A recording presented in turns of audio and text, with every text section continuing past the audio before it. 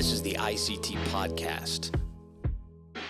We talk to people who do difficult things at the highest level, changing lives. We talk to entrepreneurs because they don't know how to quit. They always get the job done. These people are going to influence your life. They're going to make your life better. It's never more fun than when we have a full podcast room. And Yep. I got to tell you guys, this is very rare that we have a full room, but it's always the most fun when we have a full room. O'Shaughnessy Distillery. O'Shaughnessy Distillery was an idea from a wonderful family. And, you know, this is an entrepreneurial podcast, and we talk to entrepreneurs, and you know what doesn't happen with entrepreneurs? Family business. So this is incredibly special that you guys created this business, and we'll go around the room to say who else we've got here. We've got Brian Nation, who is the master distiller. Brian, say hello.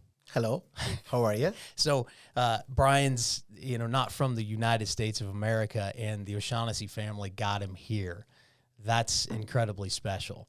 So Michael O'Shaughnessy, the co-founder of O'Shaughnessy Distillery, how did you guys think about this idea of we should? The name O'Shaughnessy sounds pretty darn good for a whiskey, but how do you guys come up with the idea of we should be distilling our own spirits? Well, like all good businesses, it started by drinking too much Jameson until 1 or 2 in the morning at a family reunion. So actually, no, this is a true story. Now, we'd thrown it out at a dinner to actually here in Wichita with my cousin Patrick.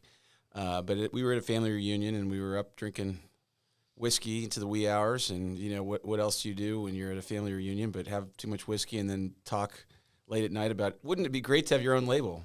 And then what happens is you wake up the next day and you're like, that's a terrible idea.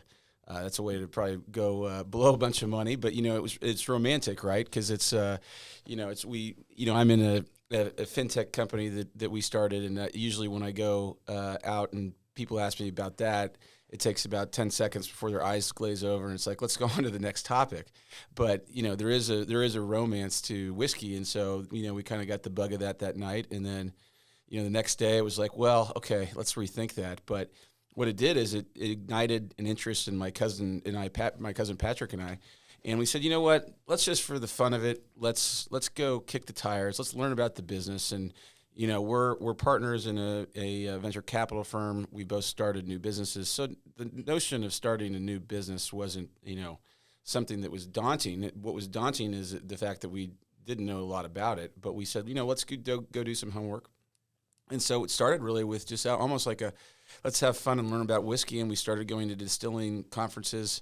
We went to the American Distilling Conference out in Portland, Oregon. Never forget that. Started, rubbing elbows with people that actually really understood the business. In fact, met a group called Thoroughbred Spirits Consultants that, they helped Wayne Gretzky with his distillery and Kevin Plank, who's the founder of Under Armour, with his. And, met people like that who educated us. And then put together, the sketch of a business plan, and then we're like, you know what? There's some aspects about this business that, can be really promising and exciting. And it was almost just we uncovered something that said, you know what? This is not. We think we can do this and not just have it be a hobby, which we agreed early on. If we can't get a good return, build a great business, we're not just going to go off on some quixotic adventure and hope that it works out. We really needed to feel like, okay, we've got something here that we can build. So then it was like, okay, we've got this sketch of a business plan, and of course that evolves over time. But we're like, okay, this is doable. And we actually got tipped off to a great real estate site that was right next. There's a brewery in Minnesota called Surly Brewing, and it's a huge regional brand with an incredible facility. And we got tipped off at a distilling conference that this piece of land was available right next to it, right next door to the University of Minnesota. And we're like, okay, that's another piece of the puzzle. So we started putting the pieces of the puzzle together. But then, we were missing a piece, right? So we had the business plan, we had a site, but we did not have a team, and specifically we didn't have a master distiller. And we did decide kind of early on that we didn't want to do another American bourbon, to be, to have its roots back to that family reunion and be authentic. We wanted to say, let's do an Irish style whiskey. And we even looked at one point actually doing the distillery in Ireland. Thank God that we didn't, because Brian later would tell me that, if we'd done it in that particular part of Ireland, he would have never joined. So oddly enough, Minneapolis was better than even another town in his own country. But we noodled on that.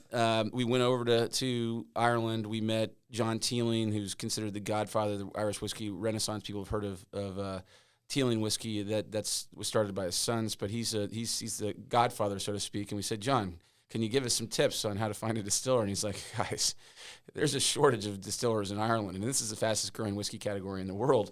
Good luck. Go find someone in Scotland or the U.S. and teach them to make Irish-style whiskey, because you're just not going to find them. So we kind of, we did some of that. We're over in Ireland, and then we, came back after that kind of advice with our tails between our legs, and, then we started talking. It's like, okay, well, what's the harm in just, taking some blind shots at reaching out to people and see where it goes. So Patrick took the lead on that.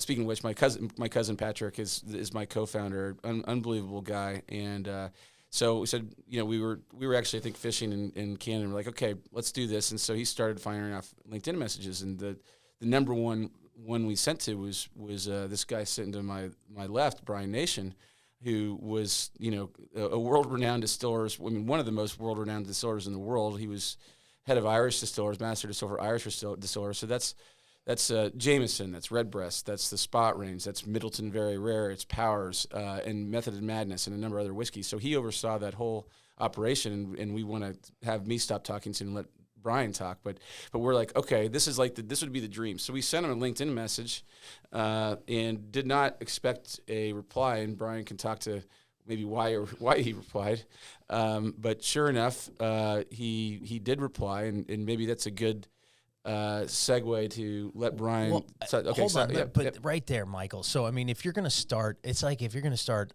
a basketball team.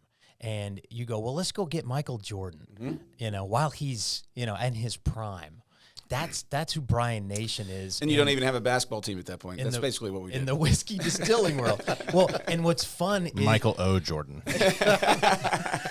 And Freddie Gorgeous, another teammate for the O'Shaughnessy Distilling. And tell everybody what your role is here, Freddie. My role is pretty simple. My official job title is the Market Development Manager for Market Development Manager, Kansas, Colorado, and Missouri. Well, that's what's fun is it's fun to sell something that has so much behind it, right? And so again, you're building this team, and you go after Michael Jordan. They send you a LinkedIn message, Brian? Yeah, it's kind of strange, because to this day I still don't know why I actually responded. I must have been going through some sort of crisis that day or whatever, because I would have had a number of LinkedIn messages through my time when I was working in Ireland, and, you just ignored them or whatever. But for some reason, I did respond to this one. And when I did respond, I responded in a way that just said, look, I'm not actively looking for any job at the moment. I'd be interested to find more, because if there's anything I can do to help you, please let me know. So just kindly, no thanks. Yeah, exactly. So, which, if you get to know him, it's kind of, I know he was just shooing us away. He was not actually, he said, well, if you're ever in Ireland, I'll have a whiskey. He didn't really mean it. He just was trying to be nice. And if you get to know the guy, that's exactly, he was just chewing his way in a nice way. So go on. So anyway, I heard nothing for 4 days, and I was going, okay.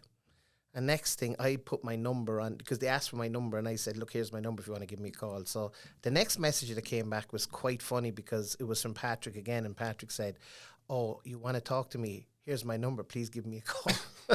And I went, hang on a second. So this is where what I described the Thank God I didn't know that Patrick responded that way, because I wouldn't have been okay with it. The online flirtation started then, it was kind of, you ring me, I ring you, this, that, and the other. And when we got over that, we decided to have a phone call.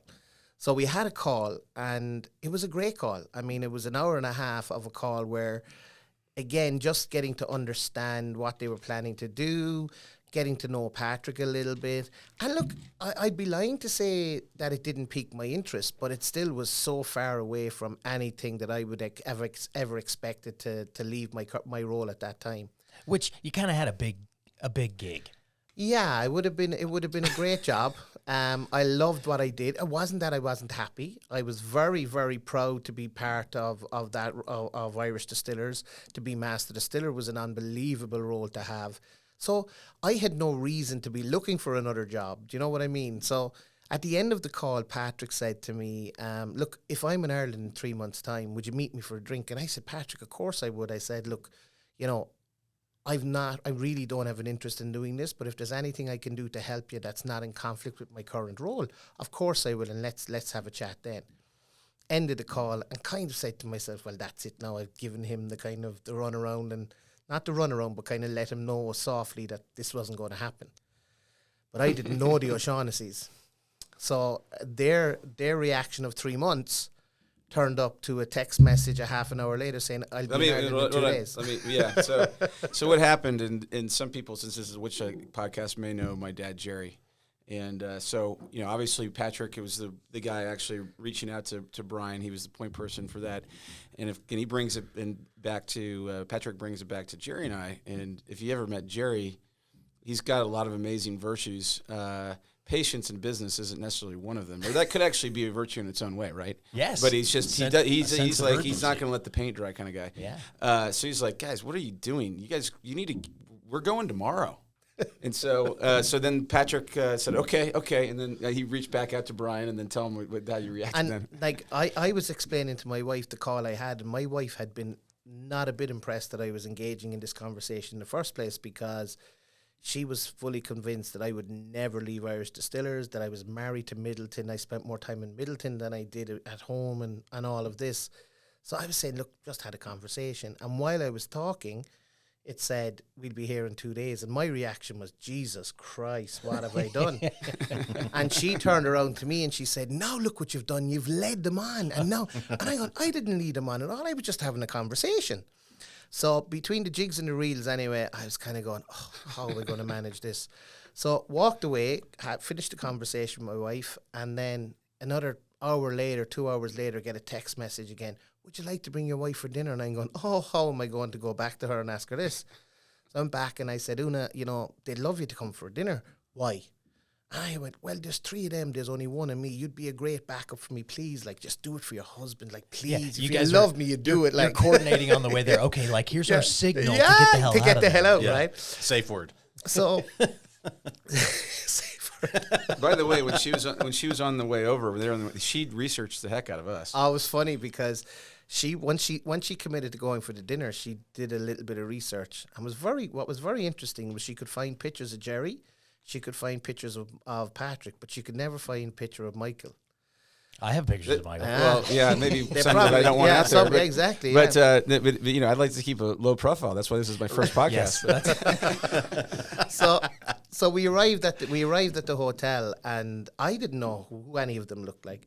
So we walked in the door, and my wife looked in the bar, and she said, "That's them over there." And I said, "How'd you know?" She said, "I've looked them up." So I said, "Oh, grand." So we went over, and she goes, "You must be Jerry. You must be Patrick, and by the process of elimination, you must be Michael." And that's how it kicked off the conversation. And literally, we thought, you know, we might be there for an hour and a half, 2 hours max, and it was going to be a nice, pleasant conversation, you know, lots of nice chats, and then thank you very much and goodbye. 5.5 hours later, we actually closed the restaurant in the hotel, and there was no talk of whiskey. Yeah, and I know it sounds very cliched, but like it literally was one of those moments where it was an instant connection, because I can honestly say I'd never been in a situation where I sat down with people I never met before, but became so comfortable in their company very, very quickly. And we got up and left. We did say, okay, we haven't spoke about whiskey, maybe we should meet again. So we agreed we'd meet 2 days later. And we got into a car to leave, and my wife turned around in the car and she said, if we'd no kids, I'd move to Minneapolis tomorrow. Wow. And that was my reaction.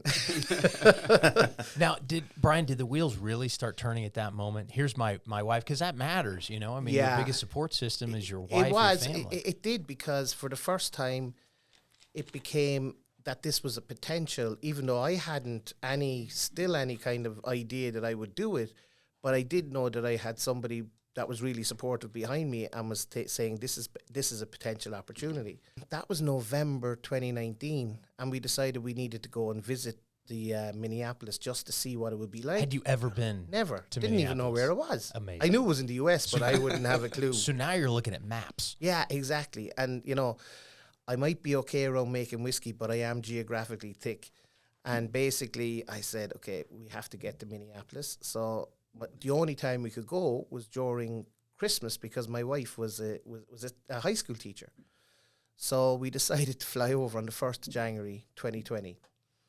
And for those of you who know Minneapolis and Minnesota, the winter is probably not the best time to get your first impression of Minnesota. It's chilly. It's kind of chilly, yeah. So, but we arrived on the 1st of January, and the weather gods must have been looking down on the O'Shaughnessy family, because for the 4 or 5 days we were there, it actually was about 38, 39 degrees. The blue skies every day, no snow. There was snow on the ground, but it was absolutely beautiful. Balmy weather for that time of the year. And Michael and Patrick were saying, you know, it's kind of like this all the Yeah, time. of course. Of course we did. Now, we spent two winters here. And my God, it is not anything not like those 4 days. It's not like that. And, you know, the It O'Shaughnessy... used to be that way. It was always that way, and you know, they called it global warming, but now it's climate change. This is just the change, and in that case, it got colder. And It Brian- used to be, a warm, city, right? Yeah, the O'Shaughnessys didn't know. They've only been there since 1866. Exactly, yeah, Right? yeah. Isn't that, by the way, that's a cool part of this Oh, yeah. story, because as you migrate to the United States, that's where the O'Shaughnessy family came from Ireland. So I'll interject real quick, and then we Please. can get back to the Minneapolis. But yeah, real quick, our family came over during the potato famine, just like many Irish in those days immigrated to the U.S. Struggling, difficult times, looking for a better life. And my great grandfather was a bootmaker. And what do lumberjacks need? They need boots. And of course, Minnesota was capital of logging. And so he moved. He stopped in Boston briefly, and then moved on to Minnesota to make boots for the lumberjacks. So people ask me, well, why? And we'll talk about Wichita's importance in this brand a little later, but they asked me why Minnesota, and the reason is that's our family roots. My cousin, co-founder Patrick, he still lives in St. Paul. We still have a ton of family there. It was really just my grandfather's generation that moved, in his case, moved to Wichita. But when we had our family reunion, and we talked about at the beginning, that was at Madden's Lodge in Minnesota. So we still hold our family reunions there, and so Minnesota does have that peace history for the family. So I digress. So much so that I'm in Washington, D.C. in 2021, and we know that this O'Shaughnessy distillery, this is happening. Like, you got shovels in the dirt and things are moving, and I'm talking with this guy, and he's like, oh, yeah, I'm a big whiskey guy. And I said, oh, well, one's coming out, and I said it's going to be called O'Shaughnessy Distillery. He goes, I know O'Shaughnessy. I mean, I'm from Minneapolis. Like, I know that name. I mean, it was like ubiquitous. Everybody knows O'Shaughnessy. No, seriously. Because I didn't know that. And the guy went back into, it was one of your cousins that, anyway, I think that's very cool that is the center of this world, that O'Shaughnessy Distillery is there. And now you go get the superstar distiller. So here you are in the balmy days of January. And now you've come back and life's looking a little more real, Brian. Yeah. Like this might be home someday. Yeah, and I think by the time we left Minneapolis that on the fourth day, it actually did become something now that this was definitely something we were going to do. Our kids had no idea about it, but I think myself and Una were very, very captivated by the opportunity now, and said this is something that we feel comfortable with bringing our kids to Minneapolis, with us making the move. It was a massive move, considering that we had never lived outside Cork City in our lives. I was born and reared in Cork City, and I never moved outside, and neither did my wife. So, to take that step, just going from Cork, not even tempting to move to Dublin or any place like that, but now up sticks and move to Minneapolis, that was a big life decision. So then we spoke to our kids, and I have to say we told our two of our kids first, which were our two daughters, and their reaction was fantastic, because they only asked 3 questions. First question was, could we hold on to our home in Ireland? And that was almost like a safety blanket for them. And we were fortunate enough to say we could. And then could we go back in the summer and could we go back at Christmas? And the answer to both of them were yes. And that made them so comfortable with this opportunity as well. And I'll always remember my daughter Sarah saying, "Did you say Minneapolis?" I said, "I did, yeah." She goes, "Mall of America, the biggest mall is in Minneapolis." I was saying, thanks be to God for American TV. Absolutely. Well, that's so. I mean, culturally, that the U.S. of A. This was a big Well, we kind of know it because of TV and movies and stuff, and so now you're part of the culture of the United States in such a very quick time frame. Brian, what do you think separates, or what is the difference, other than the laws of distilling? Because I understand that it's really difficult to do things in Ireland as far as getting into the business. Is that a fair? It's a fair assessment, but when you come, you would think that it would be a lot easier in the US. But when you come to the US, it's just laws put in a different way that make it as difficult to do the things that you want to do. So I actually had that impression coming over here. But when we started and we were looking at all the things we could do and couldn't do, there's restrictions there for a reason. It is to protect the integrity of American whiskey, just like the rules are in Ireland to protect the integrity of Irish whiskey. So the way we look at it is that you live within those rules, but you have sufficient room to be innovative and to be able to build brands that are new to world. And that's effectively what we're doing. And that's the exciting part about it. And that was one of the real points of reason to come and do this, was how many people in their lifetime get to be involved with building a brand from the ground up. Literally from the ground up. From the ground up. And you're in there making decisions, because at this point, you guys haven't constructed the distillery yet. In right? 2020, no. I mean, it started on the 17th of March 2020, effectively. Yeah, we're at St. Patrick's Day. St. But one Patrick's thing Day, we did yeah. do that I think was helpful for Brian and Una, Brian's wife, is that by the time they came over to the States for their visit, we'd actually already architected a rendering of the distillery, which we took to them to the architect's office, and they went through a virtual reality tour of what this distillery could look like. So I think that helped to paint the picture. But yeah, there was so much to be done. In fact, even though we'd had some outside consultants help us design the distillery, Brian can talk about it, but he started as an engineer. So when he actually came in, he redesigned part of the distillery, because he's not just a distiller, he's a engineer. And so that was a huge help. But yeah, it was still very much a blank slate. And then even at that point, we didn't have a name, we didn't have a bottle, we didn't even know what we wanted to do with the whiskeys. It was a blank sheet of paper, which I think is part of what enticed Brian, is the fact that he could be the architect of the whiskey. I mean, I think when he's at Irish Distillers, these are great brands. He was making the whiskey, he was creating new whiskeys, but he didn't have carte blanche to just do whatever. And so I think it was a fun process when we ultimately went through it, in terms of he was part of designing the bottle, and so was his wife. The part of picking the label and the name. And so he was a part of every aspect of the startup, and it worked out that, had we done some work, in terms of creating renderings, and the way we did that is Patrick and I went down to Bourbon Row and we picked out all the best things we liked at different distilleries and brought our architecture team down there and said, we like this element, that element. So we'd done some work, but there was, it was really more on the building aspect and in the real estate, but making the whiskey, Brian was there from the beginning. So it's Irish-American whiskey. Was that always, as you guys came together, this is going to be an Irish-American whiskey? And Brian, was that in your mind? Like, obviously it's American whiskey because it's made in America, but you wanted this to be an Irish whiskey. Yeah, well, I suppose the way I look at it is that, we wanted to do something that was innovative in a market. Like, whiskey is a very crowded market, right? You've got lots of different categories. You've got lots of different styles.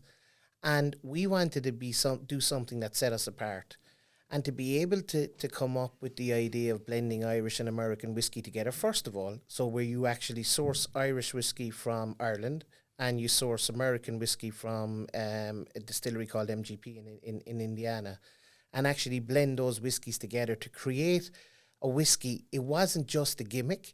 It actually does give a difference in overall taste profile, flavor.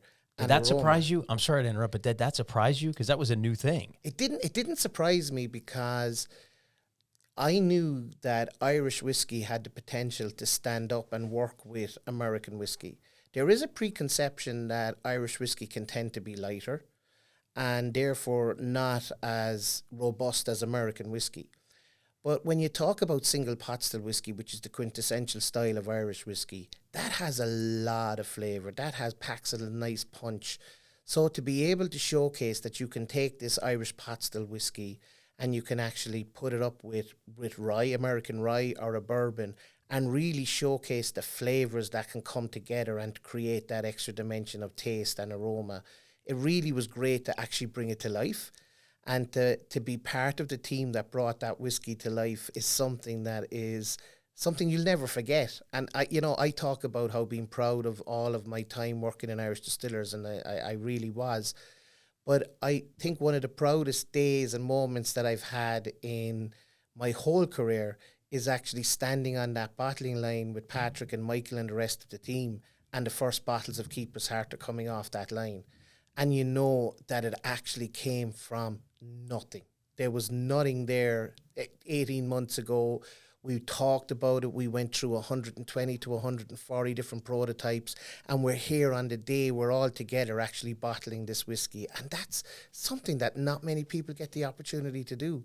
And there were times when you were doing that, you were saying, you're hoping, is it going to be right? Are people going to like it? I mean, there was lots of what I would call squeaky bum moments as we went through this whole process, because I remember bringing the prototypes over to America for the first time because I couldn't travel for the first...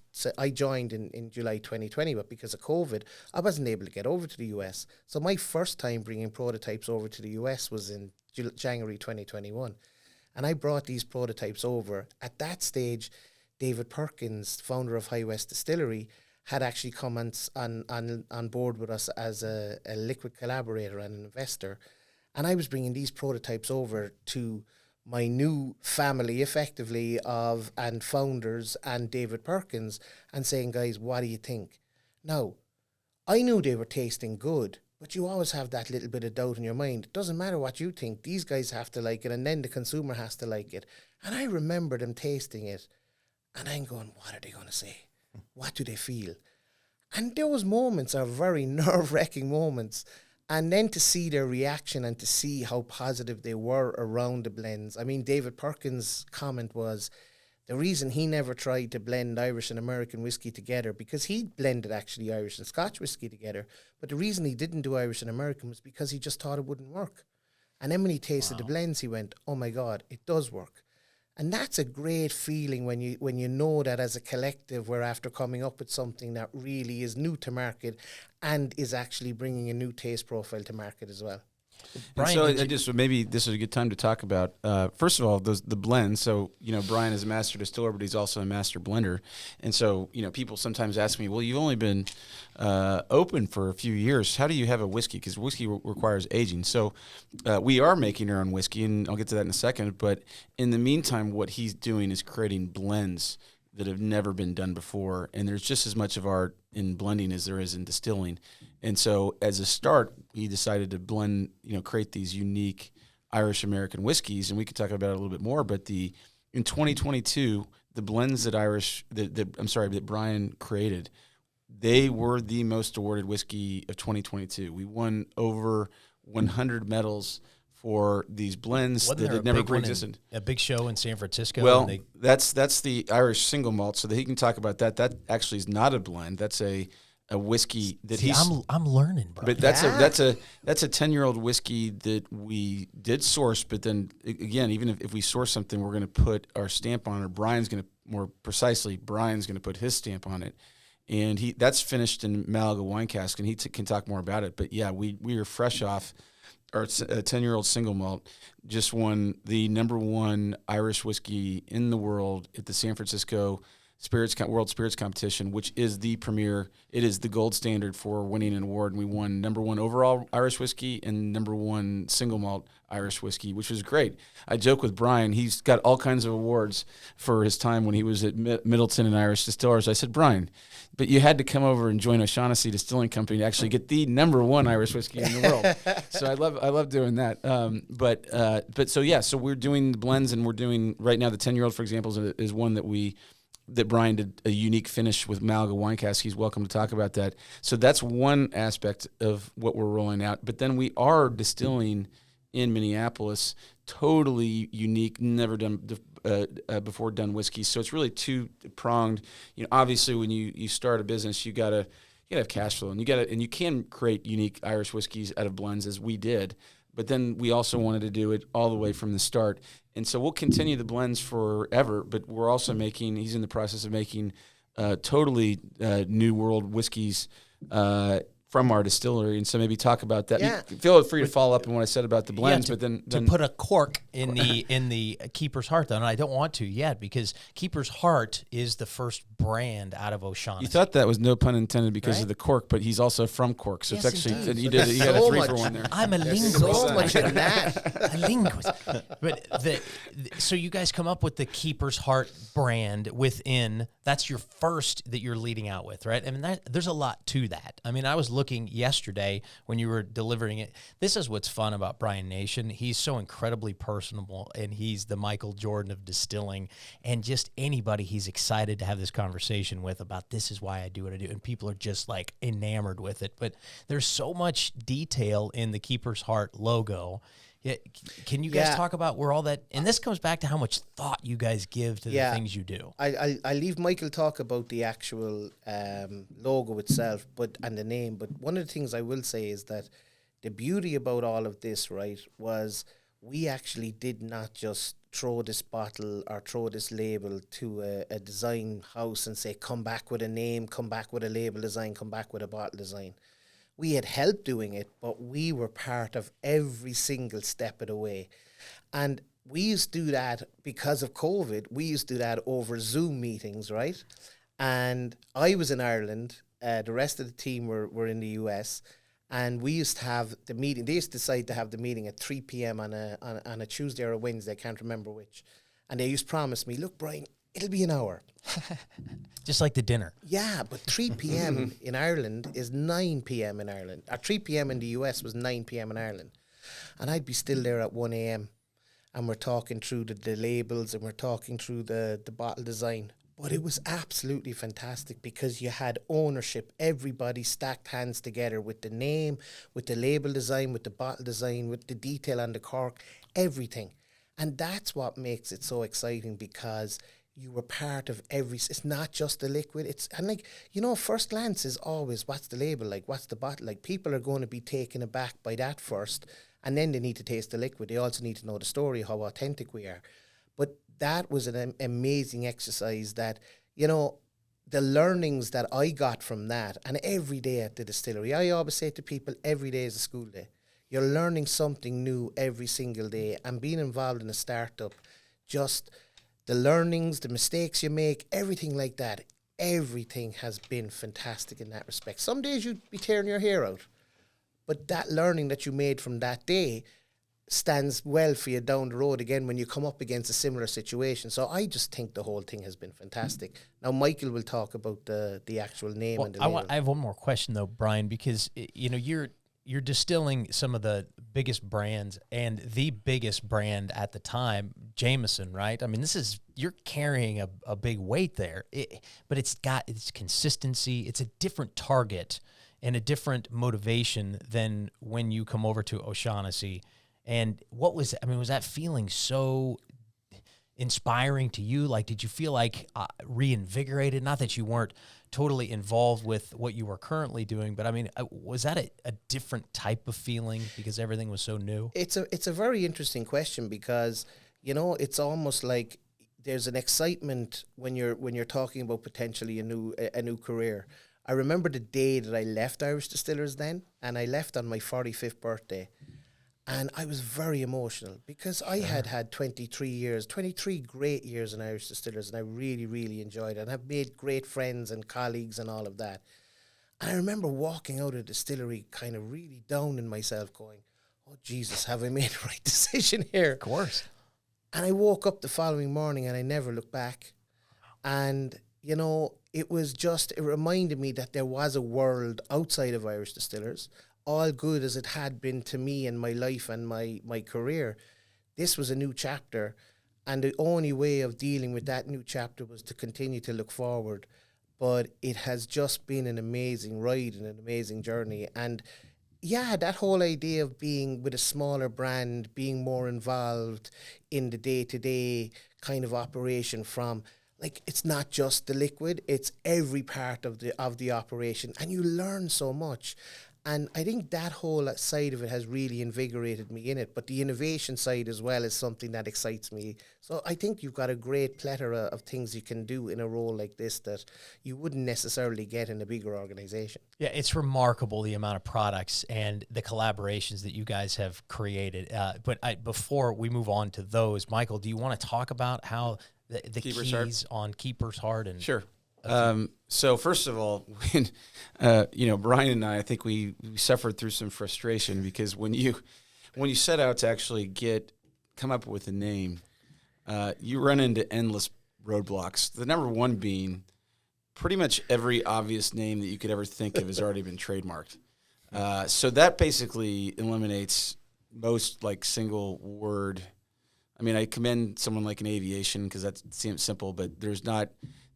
It's not easy to come up with like a one-word name. And so, we went through hundreds, if not thousands of ideas, maybe thousands. Yeah. And, we used to have these lists and we like submit them and see what was already taken care of. And we'd be excited about names. And then we come back and the lawyers or the consultants would come back and they're like, no.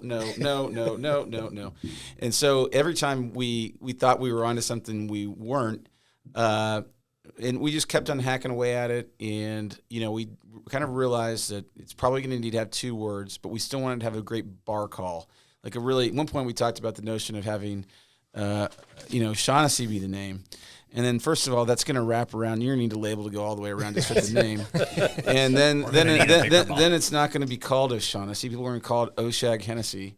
Or whatever ways that they butcher our names in hilarious ways. Anybody hadn't seen the Key and Peele sketch, they need to see the schoolroom Key and Peele sketch where there's you mean O'Shag Hennessy? Nice. Where's Block A? Where is Block A? So it was a challenge, and so we finally said no. Shaughnessy's not. First of all, it's a terrible bar call. I mean, even though Distiller were Irish, so we just went through this process, and we finally landed on Keeper's Heart. So rather than go through every other alternative, I mean, I'll talk just briefly about, why Keeper's Heart. So Keepers, just the word Keepers, we like that because it's actually just shorthand for the barkeeper, which is the guy that serves you the drinks that maybe that you talk to and commiserate with, and who is just your friendly local barkeeper is the old term for bartender. So it's a nod, it's a tip of the cap to in a shorthand for the barkeeper. But then it had other notions. I mean, it's got multiple meanings. So I mentioned that we started with a family reunion. It's also a nod to Keepers of the Flame. So we started a family reunion. How do you keep a family together? And that's part of why we did it, because when we were at that family reunion, it wasn't just, it'd be fun to start our own label. It was, our family used to be in business together, and some are, but most aren't. Our family in particular is not no longer a part of the longer standing family business. And so we were like, we want to do something to kind of bring the band back together. So there's the notion of Keepers of the Flame. So that was important because we wanted to do something that would attract the family to say, no, we want to invest, we want to participate, which worked out and happened. So it's also Keepers of Quality, Keepers of Traditions. So there's multiple meanings there. Then you've got Heart. Well, of course, hopefully you can already tell, Heart is a reference to the passion that we bring to it, and of course it is a passion project. But that if it was just that, it might be a little cheesy. It's actually deeper than that. Heart is actually a reference to the best part of the distillate. So as Brian could tell you, and I actually learned from him, when you distill whiskey, you discard what are called the heads and tails with the goal of getting to the heart of the distillate, which is the best part of the distillate. So it's also a reference to the best cut of the whiskey as you're going through that process. So all of that kind of resonated. And then if you look at the label, you'll see what looks like a kind of a clock, and the two hands of the clock are two keys. And at the top of the key, you'll see a heart is the top of the key. And if you look at the bottom of the two keys, there's the K and the H, referencing Keeper's Heart. So they're Easter eggs, right? So they're kind of fun things. You can learn more the more you stare at the bottles. And then 2 keys, actually, if you come to our distillery, you'll go to what's called, you'll see the whiskey safe. Not the whiskey safe, it's the spirit safe. And if you look at the spirit safe, and this goes back to decades ago, if not more, is there's 2 keys to get in the safe as you're distilling. The reason for that is that when you're distilling whiskey back in those days, who needs to get into the spirit safe to see what's going on in the distillery? You want to guess, Brandon? The distiller? One. You got one right. The person who's making sure that you got what the auditor. Well, close. That's actually not a bad guess. That's not a bad it's guess. the tax man. It's the man from the government to make sure that they're getting their fair share. So the 2 keys are also kind of a nod to that. Like I said, lots of Easter eggs. And then if you look at the top of the 12 hand of the label, there's a little castle with a whiskey drop, and that's a reference to another nod to keep. It's called the keep. And the keep is the place in the castle where you keep your most prized possessions, including your whiskey. And if you ever come to our distillery, we finish the tour in what we call the keep. So that's another nod to Keeper's Heart.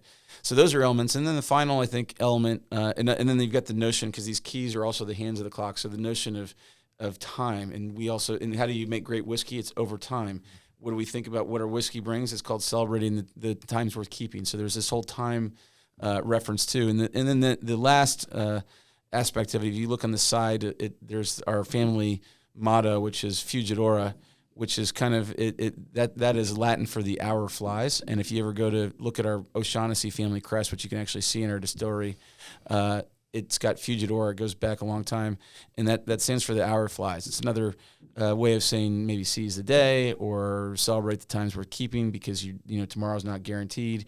So you've got all these fun kind of, and these were fun things when we were making it. We're like, okay, Easter eggs in the front of the bottle, and so we wanted to do something that you could unpack over time and would be of interest. So yeah, it was a long process, longer than I think any of us hoped for, but we got to a name and a label that we really love. And I mentioned the bar call earlier. I mean, it's great to have a 2-syllable bar call. Like when people say, "Oh, I want a Makers and Coke," because not always you don't always drink it neat. You want a Keeper's Manhattan. Keeper's has got a nice simple bar call ring to it. So I think it all came together, and yeah, we're really pleased with how it ended up. The deep thought that goes into it, and it brings me back to why we even sit down and have a drink. And when you guys met each other as friends and family, right? This was it was a business trip, but you know what? We're going to go to dinner. And you guys were aligned as human beings, not as business people, right? And if I'm wrong, correct me. No, and people do ask me, why did you do what you did? Why did you leave Ireland and move over here? And I always say the first reason was the people. Because if I couldn't build, or if we and my family couldn't build a relationship with the O'Shaughnessy's at that time, or if we couldn't build a trust with them, there was no way we were going to take this opportunity, because it had to be built on the basis of a good relationship and trust. And having that confidence and having that relationship built, and I genuinely believe that over the months when COVID hit, that we were constantly on calls on Zoom and Google Meets and all of that. I think the relationship and the trust grew over that as well, because we both knew that, or we all knew that, like, this was a big life-changing decision for me and my family. The O'Shaughnessy's fully respected that. They also fully respected that we needed to make sure that we had all angles covered in terms of a protection for us for moving over to doing something like this. And that allowed us to be very comfortable and confident that when we moved over, that lots of things that the O'Shaughnessy's could possibly manage would be okay. The rest of it, you're always a risk that the family won't be happy, or your wife or your kids aren't going to be happy, but that's a risk you have to take. So I really believe that the relationship part was number one. Number two, as I said earlier, was this whole idea of being able to build a brand and be involved in building a brand from the ground up. And number 3 was actually being involved in building a distillery from the ground up, because that kind of engineering side of things and the design side of things really excites me as well. Yeah, it's like you got to use all of, like, the whole of what you did as a whiskey maker and how you entered the business as an engineer. Yeah, and I think, though, having, as I said, like, lots of people don't get that type of opportunity in their lifetime. So I'm very grateful to have got that opportunity, and it's even better then when you see so many people actually enjoying our whiskies and enjoying, you know, what we're putting out there, enjoy the innovations that we're doing. And that makes it all worthwhile. Even the trip, like, we launched in Ireland in March 2023. And that was, again, you talk about those nerve-wracking moments, or those squeaky bum moments, as I call them. When I went back to Ireland and we were doing our launch of our Keeper's Heart in Ireland, that was a very nerve-wracking time as well, because you were coming back to you could lay the egg, and I told him he shouldn't have left us. Exactly, exactly. And also, you know, Ireland was the place for whiskey up until the 1800s. It was the biggest exporter of whiskey around the world, right? So now we were coming back and we were taking Irish whiskey and blending it with American whiskey. We didn't know what the reaction was going to be, but I can honestly say the reaction was absolutely amazing. The way we went around Ireland for that week, we travelled from Cork to Dublin to Galway to Kerry and back to Cork again over a kind of a 7 or 8 day period, and did lots of different launches, lots of different tastings, and the reaction was amazing. And it's continuing to build momentum now in Ireland as well. And that's great to see, because, you know, that's my home place. That's where I grew up. That's where I was born. And it was great to see so many people that I've made friendships with and relationships with through the years in whiskey, loving what we were doing. And that makes it all worthwhile as well. And by the way, I think that, if just to interject real quick, is I think that for a bit of fun, because we don't take ourselves too seriously. So the fact that Brian left this huge job and went back to Ireland, you know, do people hate him? Actually, they don't. They love him. You go back and everybody still loves Brian. But we had a little fun, so anybody who listens, I encourage you to look up, a Keeper's Heart on YouTube, and you'll find a video where we did this thing where Brian goes back to Ireland, and we see what the reaction is, and everybody's like, "F you, Brian! I hope you fall off the effing boat, Brian." Anyways, it's when we won the best whiskey, the award for the best whiskey ad in the world this year, the Icons of Whiskey deal. But anyways, it is a hilarious ad. It is fun. So it's actually not the case when My you actually mother go back hated there. it. Yeah. Would you believe that? It must have been a good ad when your mother hates it. Why? They're disparaging our Yeah, But yeah. we had Son.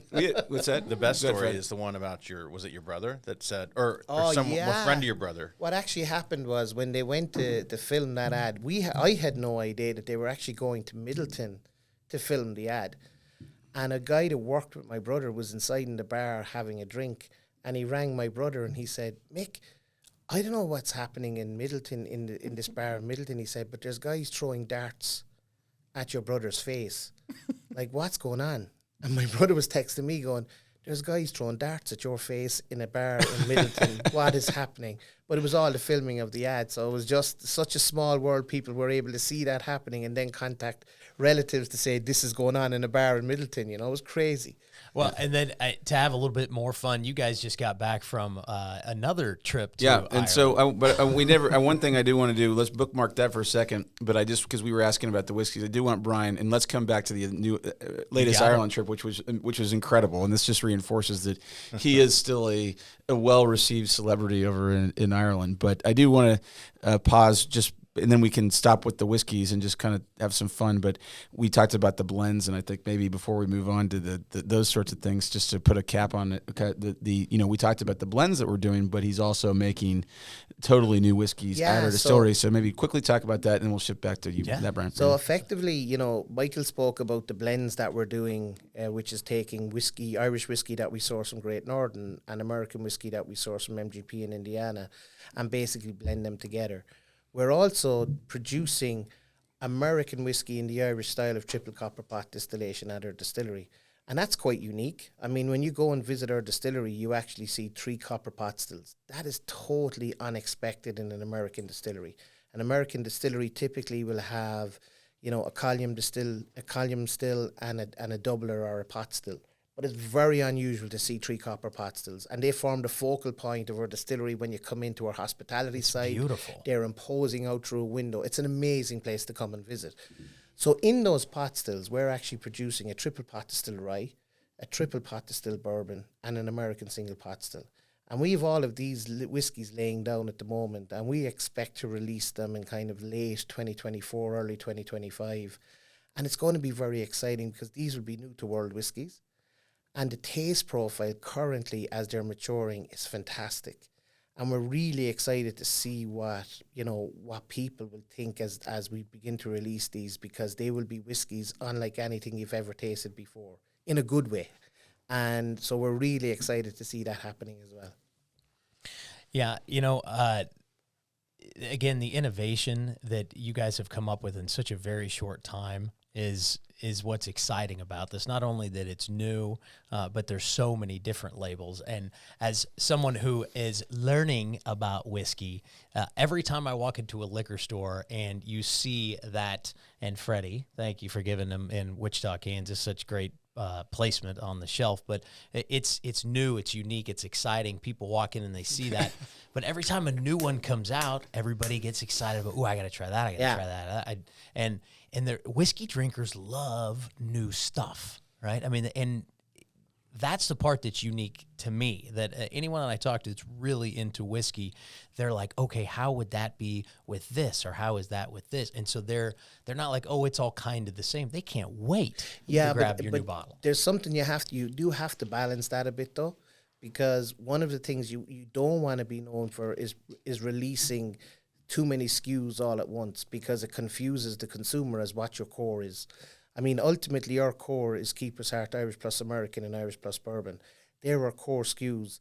And then anything after that is they're releases that we're building on, but those two are our core SKUs. Those are the 110 proof Keeper's Heart, Irish+American came about as a result of consumer demand, because they like the idea of trying Keeper's Heart Irish+American at 110 proof. So we did that. We brought out the Keeper's Heart Irish+Bourbon cask strength, again, because bourbon whiskey drinkers like a higher proof alcohol to drink as well from time to time. So we brought that out to complement that.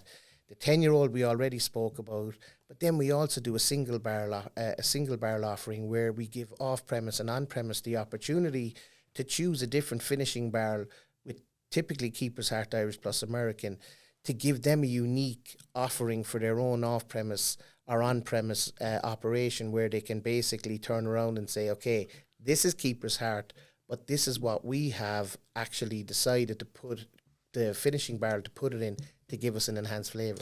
And so maybe we can move on from that, but I do want to plug our great partners in Wichita in terms of, as he talked about the single barrel program, usually we'll partner with a particular liquor store to do a particular finish, or sometimes it's a restaurant. So we've got a dinner tonight with the Scotch and Sirloin, who did a single barrel finish in a Rombauer barrel. And apologies to our great retailers. This is no particular order, so don't. This is not a ranking, but we've been lucky to partner with many of the liquor stores in Wichita, but have done different finishes for each one. So a consumer can go into a different liquor store and find a version of Keeper's Heart that they can't get anywhere else. And we've done different ones. So, recently, this is also almost going backward chronological roughly, but we did a Madeira finish with Crestview. We did a PX Sherry with Burghardt. We did a Sauterne with Auburn. We've done a Stout with Jacobs. We just did a Cabernet Rudd Barrel with Groves. We did a Cabernet Fudo Barrel with R&Js. We did a maple for Wichita State as a special thing for their boosters that they could give out. What am I missing? I'm sure I'm forgetting somebody. Central Market. Oh, Central Market did a rye. Yeah. Who else? I think that most of them. So these are all unique expressions of keepers that anybody in the Wichita area can go out, and you can't get them all at once because we like to do that individually, which is a great thing for our partners because they can promote something unique at their store, but they're rare expressions that you can't get everywhere. So it's just a way to have fun and give something unique to our partners. What's fun about it is to me it seems like I'm a chef and we're all going to go to the same farmer's market, but then we're going to create it in our own particular style. And so wherever you like to go to get your spirits, you can now hop around and taste everybody's, try their own little spin on it, which is also fun because it gives the liquor store its own unique. Again, it's a respect of the spirits instead of just go in and buy some booze. Yeah. It's there's more to it than that. Hey, I want you to try this. It's from my favorite liquor store, and they got this in. I just think that's neat because, again, coming back to what spirits and what sharing a drink together means is, well, at least for me, is a time to be with friends, no matter if it's good, if it's bad, if it's hot, if it's cold. It's we have these times that we want to spend together, and there's nothing better to do that with than something that's more meaningful. And that's what Keeper's Heart, again, with all the way that you guys have, you talk about the little Easter eggs, but these are just really thoughtful ways of creating something from the ground up. And again, you guys did it with all the best in mind. Brian, speaking of ingredients, did that matter to you when you're coming to the US of A and you go, okay, I hope they have the right ingredients for me? And maybe that'd be a good time, maybe talk about mash bills, because that's a little bit of, people don't know that it's different ingredients for different styles, but then it goes, that's the first layer, and the second layer is the underlying ingredients. Yeah, so I suppose, like the Midwest is always known for having great source of grain and good quality grain. So when you're in Minneapolis, being able to source in the Midwest region is definitely a bonus.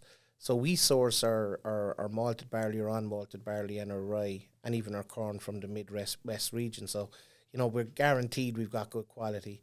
To touch on what Michael was talking about in the different mash bills, when we talk about producing a triple pot distilled rye, what we're talking about is complying with the American rye rules, which is effectively the mash bill has to be above 51% rye, and the rest can be whatever other grain that you want. But we actually are doing 100% rye for our triple pot distilled rye. So we've got a combination of 90% rye, raw rye, I'll call it, and then we have a combination of malted rye and caramel rye for the last 10%. And that brings its own different flavour contribution. In relation to the bourbon, we have, again, our bourbon rules. We comply with the bourbon rules, which is greater than 51% bourbon. And then we're corn, sorry. Did I say bourbon? You said bourbon. 51%. So 51% corn, and then the rest can be any other grains. So we play around with those mash bills. And we're actually still, because we're early in the bourbon production of the triple pot distilled bourbon, we're actually playing around with that mash bill a little bit. But we are tending to use a nice level of rye in the bourbon as well, rye grain in the bourbon, to try and bring a little bit of spice to enhance the overall pepperiness that you get from a bourbon whiskey. And then the American single pot still is we're actually doing a 50-50 split of malted barley and non-malted barley, which is the quintessential style that Irish whiskey was made in years gone by as well. So they're the kind of mash bills that we're playing around with in the US.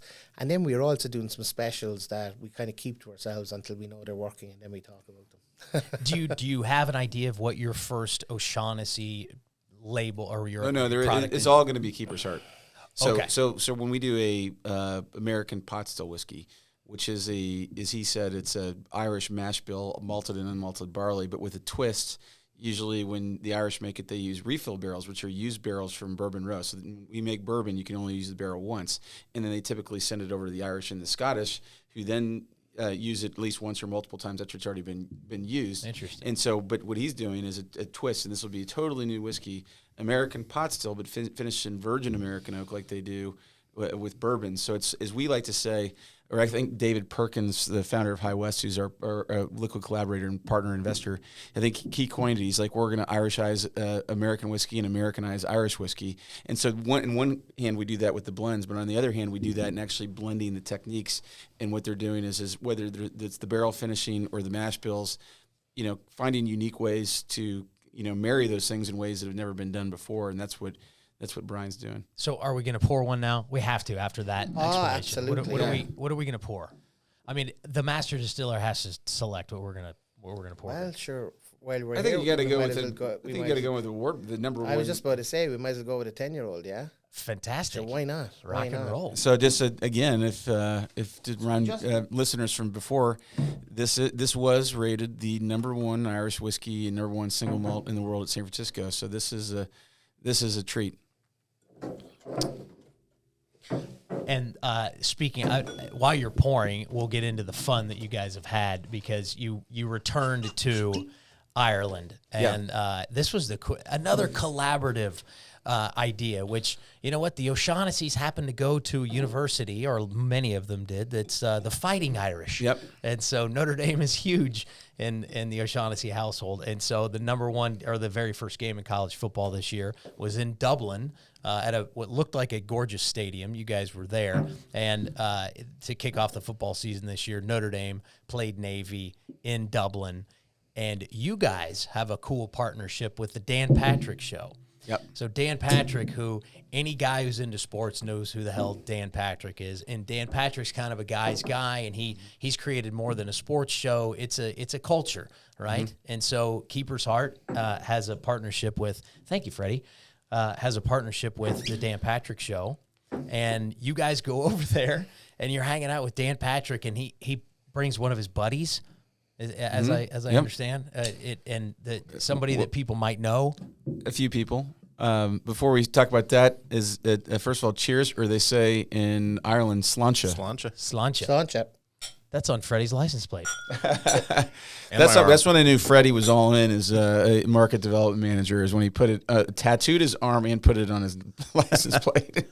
I wanted to make sure you knew. He didn't have to do that. I mean, we've known Freddie as Brandon. Brandon and I have been friends with Freddie forever, and even it goes back, as we talked about earlier today. You know, Freddie's dad and my dad were classmates and best friends and growing up. So, but yeah, we just speaking of Brandon doesn't. That's it. And he's gorgeous. Brandon is that's not an IPA. No, and Brandon only drinks beer. By the way, Brandon, that just shows you what a weak whiskey drinker Brandon is. Yeah, because this is incredibly smooth for a straight whiskey. The rest of us sit around and drink this stuff but all the time. He only drinks IPA. He's kind of a wuss, but you know, we'll get him there, Brian. Well, then can I tell you my experience then with it? Because again, I think that's what you want when you're sitting down and having a drink with somebody. You want to feel that the alcohol, and it smells amazing. The aroma, I think, is that the proper term? Yeah. Anyway, then it warms you up, and then it's lingering on the back of your tongue, where it's like it's sweet. It's a little bit of it's got almost kind of a syrupy almost note to it. Am I wrong? Not there? bad, actually. Yeah, that's pretty good tasting. So before we get back to Ireland, Dan Patrick, maybe since we're drinking it right now, Brian, you know, actually for someone who doesn't drink whiskey, that was not too bad. And so, Brian, Brian, why is this the number one rated whiskey in the world for Irish whiskey? So one of the things that when we sourced this whiskey, a 10-year-old whiskey we got it through Great Northern Distillery, but it's old Cooley stock. One of the things we wanted to do was make it our own. And we wanted to put our stamp in it, and we decided to use Malaga wine barrels. Malaga wine is a sweet Spanish dessert wine. And the idea behind that was, sometimes I feel that a malt whiskey can be that little bit drier on the palate. By putting it into the Malaga wine barrels, and this is only a kind of a 3 to 4 month period of finishing, you can actually enhance the overall texture and mouthfeel of the whiskey. So I love your description of the syrupy, because for me what it does is it brings a honey-like texture to the mouthfeel. But it also then adds a little bit of honey sweetness. It adds some apricot stone fruit and some almond nutty flavours that almost complement that biscuity, cereal and fruity note that is typical with a malt whiskey. Now, Michael explained all those notes to me. I mean, I didn't know any of these notes. Michael has been training me on that, because, you know, that's what he does. Yeah, right. He's well, as Michael and I always say, you know, Brian always takes the words right out of our mouth. Yeah, Brian's like stone fruits and marzipan. I'm like, yes, that's exactly what I was thinking. What the hell is marzipan? Marzipan. That's exactly.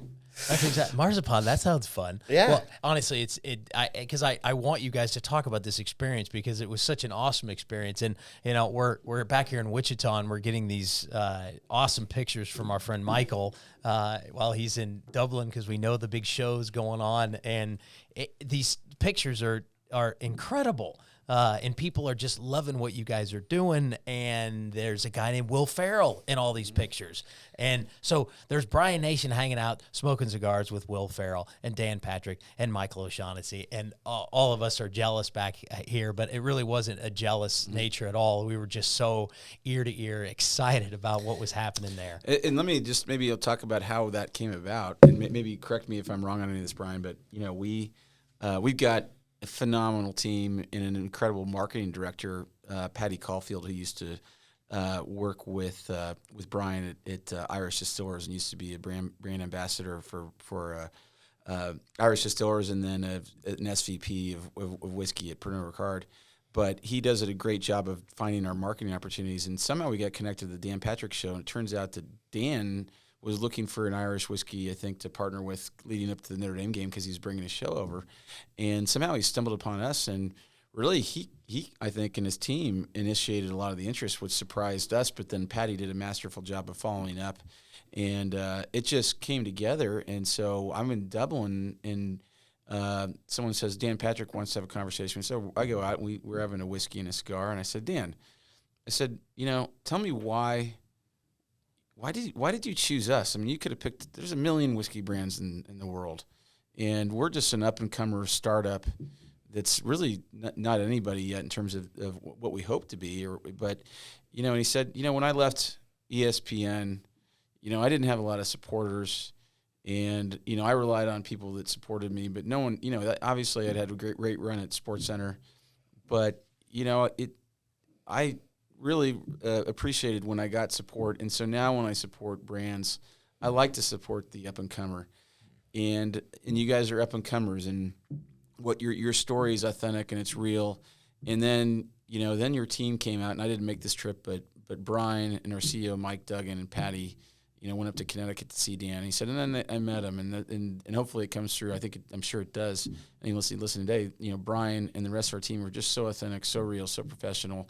He's like, I fell in love with the story. I liked the up-and-comer, and I loved your team, and so it was an easy decision. So that's kind of the genesis of it. And then Brian can chime in a second if he wants to add anything to that. And then, we're like, okay, we're going to be the official whiskey of the Dan Patrick Show. You got to pinch yourself. I mean, I used to grow up. I mean, Brandon knows this. I went through a little bit of I went through a shy stage, and it used to be the joke that, and this is when Dan Patrick was hosting SportsCenter, and the joke would be when it was like 8th grade and freshman, and I was just like happy to stay at home. Meanwhile, my much cooler friends are, going to all the parties, and they're like, got to go get Michael. He's busy watching SportsCenter.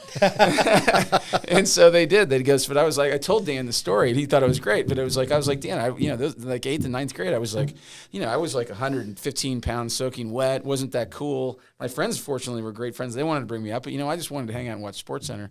And who's got the last laugh now, Michael? Well, I don't know about that. Just hanging out and wait. Yeah, but it was fun, and we did that, and we struck up the partnership. And it just so happened, to your point earlier, that he just happened to having, he had a week in Dublin. I'm a Notre Dame alum, and he's over there, and we're an Irish+American whiskey. We got Brian, and the team sold him on the idea, and the opportunity to work with them is fantastic. But they invited us over to be part of their show. He promoted it every day. We were our guy Jared Garland, who's in Dublin, who's our global ambassador. He set up the pub crawl for Dan Patrick and Will Ferrell. So it was a fun collaboration. So I'm going to shut up now and let Brian kind of talk about the week, because when we actually got together with him, he was the star.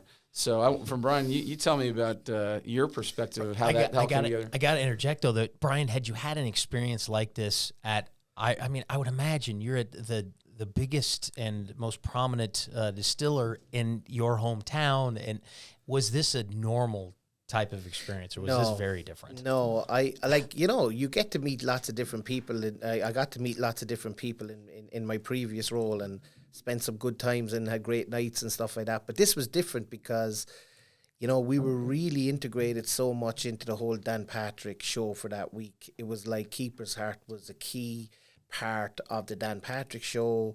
They really put us out there. They really wanted us to be seen within their group. So we went over to Ireland expecting, you know, a little bit of integration with the Dan Patrick Show, meet the guys because they are great guys, to be fair to them. The Danettes are fantastic. Dan himself is fantastic. And then we knew Will Ferrell was coming. But, you know, you hear a guy like that is coming and you're kind of saying, is this guy going to be a nice guy? Is this guy going to want to talk to us?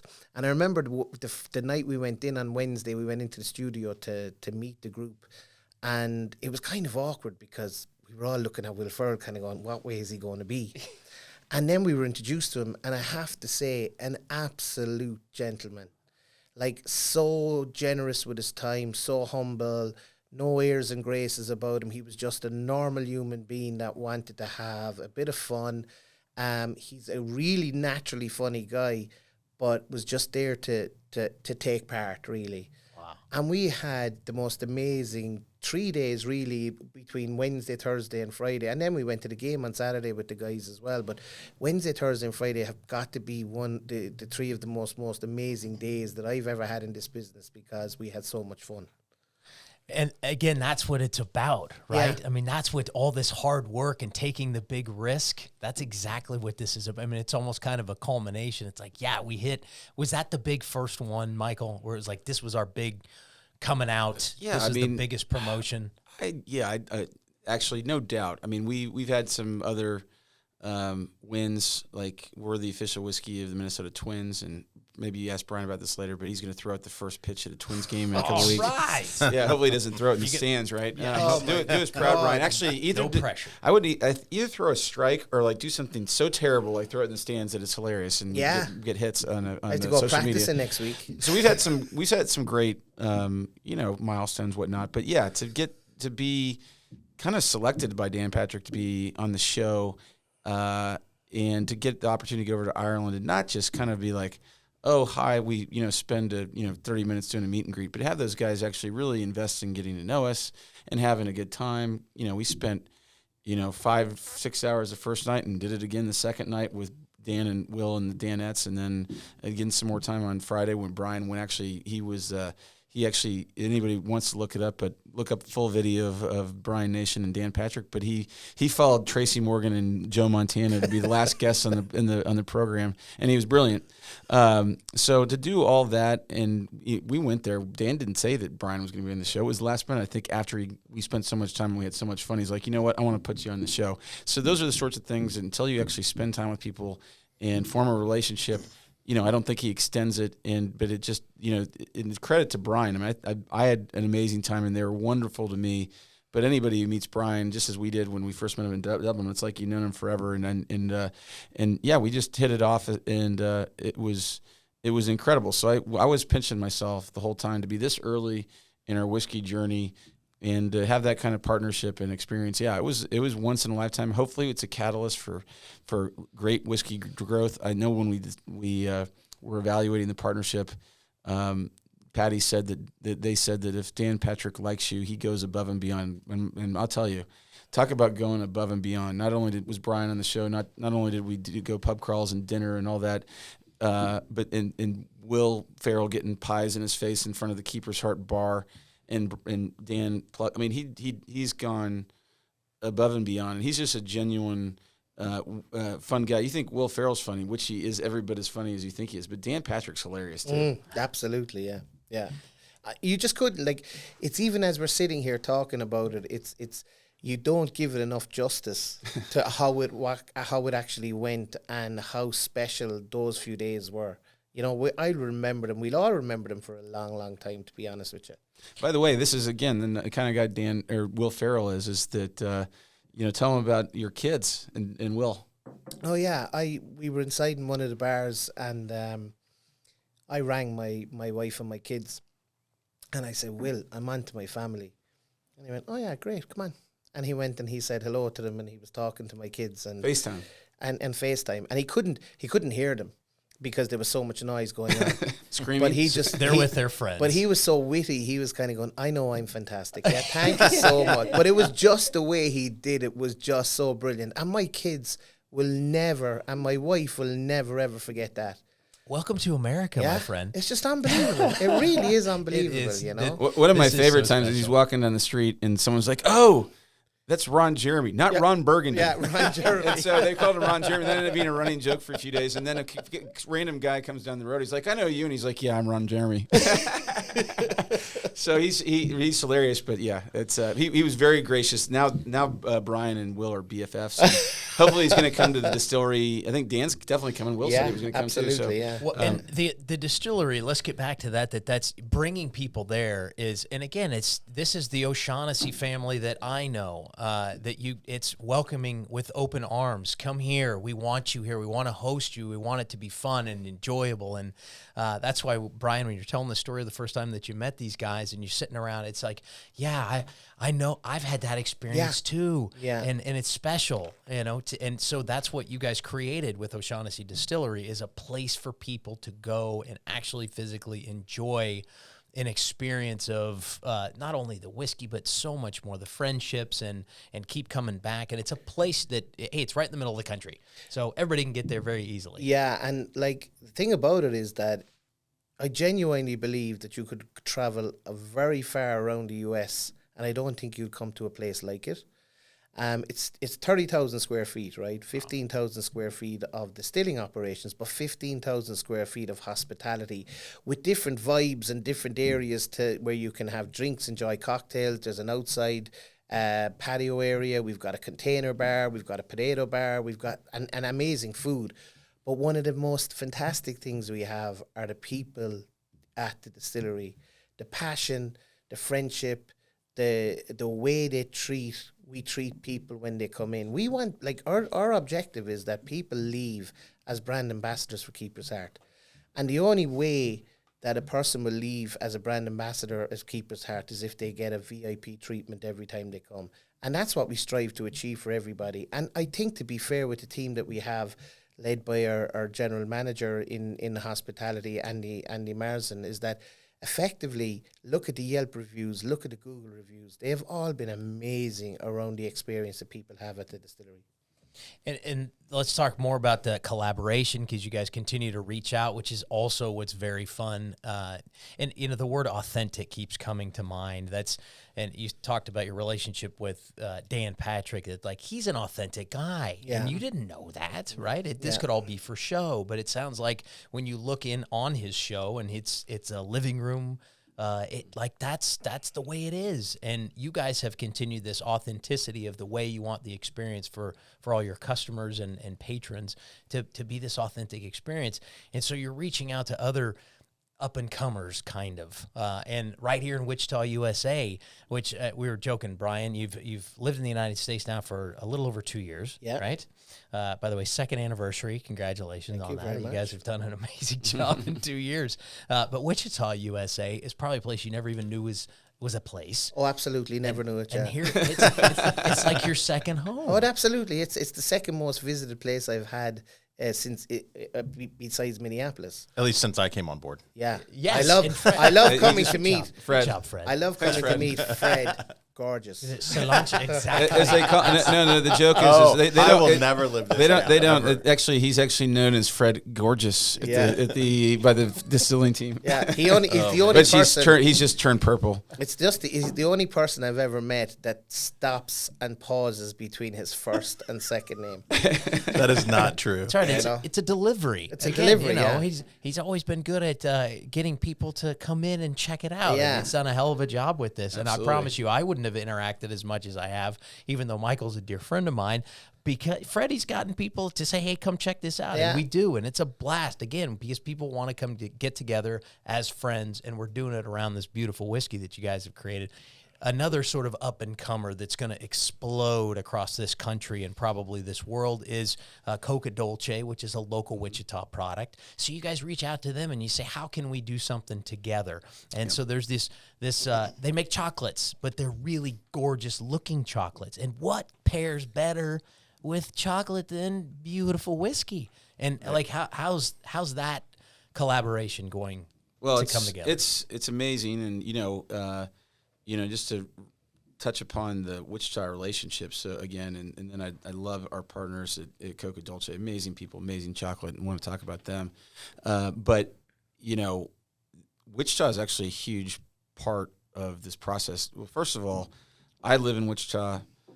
my father Jerry and my mom Priscilla live in Wichita. So this is our home, and obviously, Minnesota maybe where our distillery is, where my amazing co-founder, basically he's like my older brother, Patrick, lives, and a lot of their family. But Wichita's the other home, and that's why Brian spent so much time here, is because our family here in Wichita, we're obviously a huge part of it, but this project kept getting bigger and bigger and bigger, and part of getting bigger in terms of the vision is that it's a big project and it's a lot of money, and there comes a point where it's like, wow, this has got even above where we can carry. And so we're incredibly lucky that some of Wichita's great entrepreneurs are investors and partners. And when we started this project, honestly, the first raise that we did was very very integrated with the Wichita community, and so many great friends and entrepreneurs came on board, and we're just thrilled for that. So for that reason, we look at Wichita as a founding home, is a Wichita whiskey, and of course our home's in Minneapolis, but Wichita's huge for that, just because of all the people that support us, not just investors, but friends and restaurants and liquor stores. And those are the things that Fred works on every day in terms of making sure those relationships are going great. And so Wichita's been absolutely huge for us. And then, back to Coca Dolce. I mean, that's another way where we want to continue to partner with local restaurants, like we're doing with Scotch and Sirloin tonight, and we've done with Chester's and Crestview and all the liquor stores that I mentioned. We want to deepen those relationships. We'll continue, but just one other great Wichita company that you mentioned is Coca Dolce. The Vogelizer are incredible people, and then our friend Ben Hesse is a guy that we're all great friends with. And Ben actually kind of approached us and said, how can we collaborate? And so they make some of the best chocolate I've ever had. And what they're doing now is fantastic, because they're using Keeper's Heart. Brandon can take a bite of one inside their chocolates. And what was fun is that they found that they actually liked Keeper's Heart in their chocolates better than some of the other whiskeys they were using. So it's just one of those win-win things where this is the Manhattan that you're having. This is the Manhattan? Yeah. Okay, so this is supposed to taste like a Manhattan. A little bit, yeah. So it's whiskey infused ganache. Oh my Lord! That was her reaction as well. Yeah, That's incredible, isn't it? But this is what's so fun. Yeah. Because it's another way for you guys to get your brand out there and cross-connect with people who are they're chocolate lovers. And everywhere. Chocolate goes great with whiskey. And in fact, it's in the chocolates. But it's really just about working with great people. We just had a chance to tour their facility and talk about ways to collaborate. They're opening a store at the Fontainebleau in Las Vegas soon, we just saw the renderings of it, which is absolutely spectacular. Anytime we get a chance to collaborate with like-minded people with similar values that maybe you've got relationships with, we're all in. And so, we're really looking forward to that collaboration. I think they're going in big places, and hopefully we have a lot of fun on the way and experience some success together. You really need to try that other one, Brandon. The cordial, but you better you can't take a bite of that, because that's one bite. Yeah, it's an explosion of whiskey. It's actually liquid whiskey. You just have to take it all at once. I just got to do it. Yeah. Which one is it? The dark chocolate? Just don't bite into the milk chocolate one. It's the milk chocolate. It actually so that's a quarter of an ounce of whiskey in it. There's a quarter of an ounce of whiskey. So you can't just bite it. You have to actually. You just got to go. Yeah, for it. You got to go for it. There you go. Oh well. So it was funny. This is insane. Isn't that great? This was fun. Have you had this kind of collaboration before, Brian, with chocolate? No, but I got to tell you about what we just came from there. And so we were going through chocolates, and of course, we joked about my palate, which is not that great. Certainly not relative to Brian, but we're having the chocolates, and Brian starts walking him through the different flavors that he gets from each thing. He's like, well, this starts with this, and it reminds me of this cake and this candied ginger and this and that. And he's like, but the only thing is that the chocolate, if you want to have the chocolate linger, you can maybe go a little darker on the end so it lasts longer. And they're just taking, it's because his palate is maybe Fred can chime in. And Fred kept on saying, well, yeah, we thought the same thing. You took the words out of her mouth. Yeah, right. Yeah, right. Well, no, it is incredible. But he's got this palate, and so it was fun just walking through the chocolates with him and having him do the tasting notes. And the funniest thing is, at one point they're like, this one isn't Keeper's Heart, and they're like, no, we didn't have the Keeper's Heart ready for this one.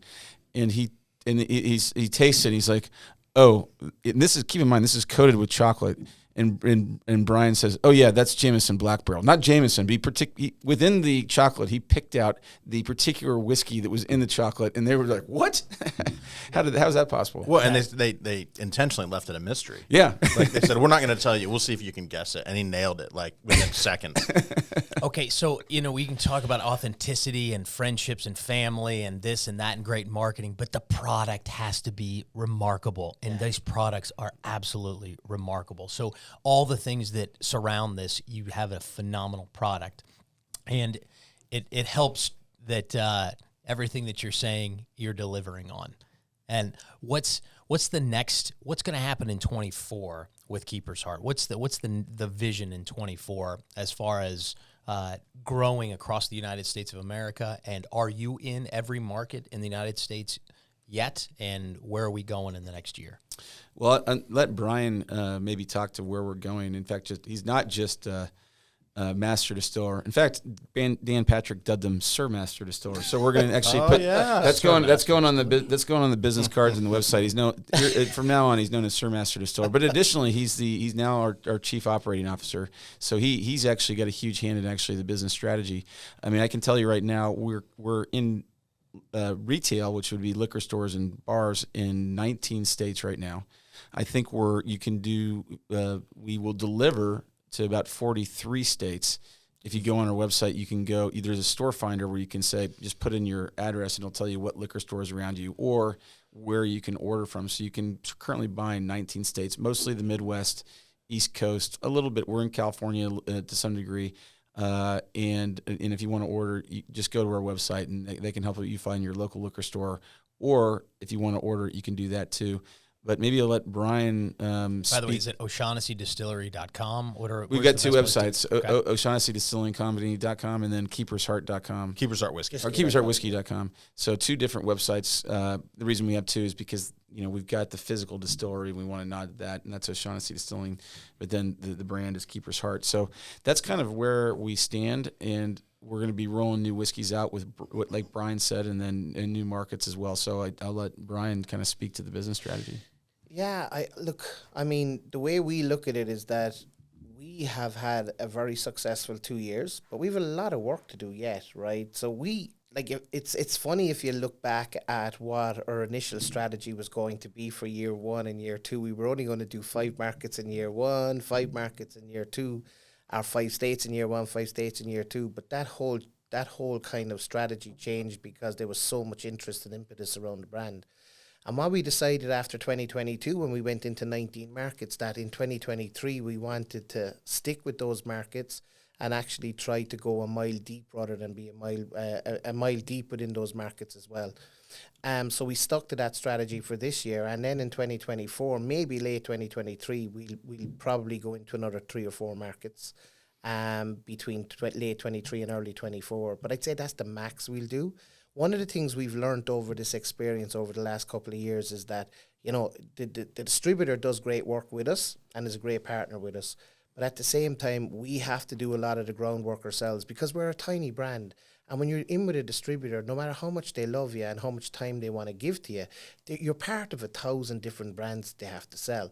So we know that we have to do the groundwork. So having MDMs in key markets is very, very important to build the advocacy among the on-premise and the off-premise. So we're going to focus a lot on that again in the final quarter of this year and in 2024 and 2025 onwards, making sure that we have sufficient competent resources to drive the advocacy on the ground for ourselves as well.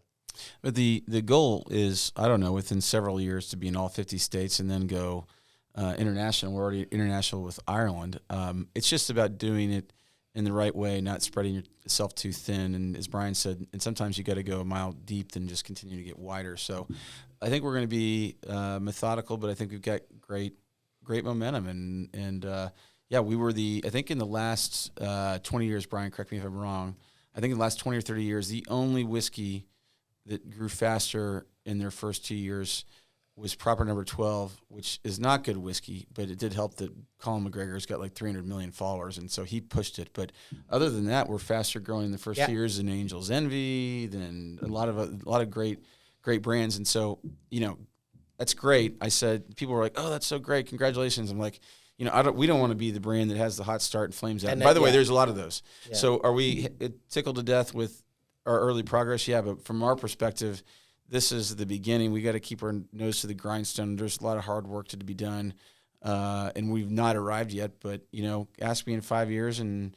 if we continue on the same trajectory, I think we'll be in a good place. But, yeah, as Brian said, we're still a small brand. We're still early. We're small but proud, but a lot of work to do. Yeah, and I mean, like some of the big wins that we've had this year is that we've got into 9 airports for duty-free in the US, fantastic. which is fantastic. But we also got into Ireland's duty-free as well. And that doesn't happen with small brands that just by accident. That happens because of a lot of hard work by our international brand ambassador, Ger Garland, building the relationship with the duty-free in Terminal 1 and Terminal 2 in Dublin Airport and in Cork Airport. But to see that happening, when you see that you have 1.5 million Americans coming into Ireland every year, what you would want to see is when they go through their airport in the US, they see Keeper's Heart. When they come into Ireland, they see Keeper's Heart when they go to their bar, whatever, whether they're in a hotel, whatever way they're staying, that they can see Keeper's Heart and follow that trajectory the whole way. That will build a brand advocacy. And that's very, very important to us. So seeing those small little wins happening as well, they're massive wins for us, but in other people's eyes, they might be small wins. But we really appreciate those individual wins every day. Well, Sir Master Distiller, Brian Nation, it's a joy to get to know you. Freddie Gorgeous, it's awesome, my friend, that you're part of this. And my dear friend, Michael O'Shaughnessy, congratulations. This has been an absolute joy, and I'm excited for you guys' future. Sláinte. Thanks, guys. Thanks for being on the Iced Tea Podcast. Make it a great one. Thanks, Brandon. Thanks. Thank you, Brandon.